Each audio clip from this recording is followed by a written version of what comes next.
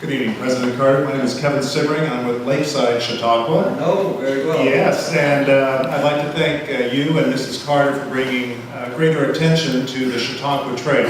And we're delighted that Plain Chautauqua is now a member of the Chautauqua Trail. But there are a lot of us here in this audience that are passionate about the ideal of Chautauqua.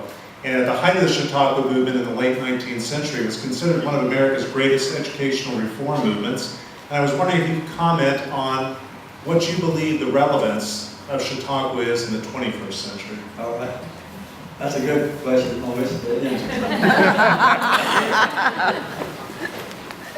Well,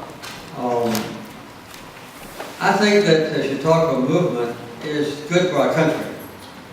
And I think it builds a place in our nation that was recognized as kind of a vacuum by the founders of Chautauqua many years ago. And that is to have people from different parts of the United States come to areas where they never had been before, with which they were not familiar, just to learn about how other Americans live. And I think this is a wonderful education for us, sometimes exciting, sometimes entertaining, sometimes enjoyable.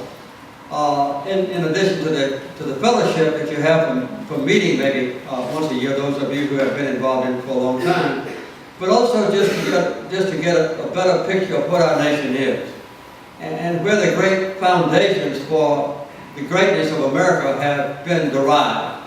I'm sure in Ohio you can point out things just like we do in Plains.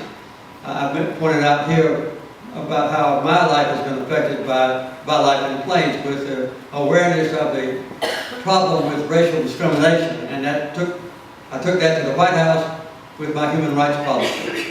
And also I formed a Department of Education because I saw for a long time that education was just buried under HEW, health, education, and welfare, and I wanted to see education given the proper time, and that came because I had a good education here and saw the advantages of it by young children. And so I won't go into further detail, but the point is that as we learn more about our country, we see the basic foundations on which the greatness of America has been built, and on which the greatness of America as a future real superpower can be built in years to come. And I think the idea of Chautauqua, and I hope it expands from 19 or whatever it is now to 1,019 in the future, and just let people get to know each other in America and see what a great country we have, and not only what a great country we have, but why America has been so great.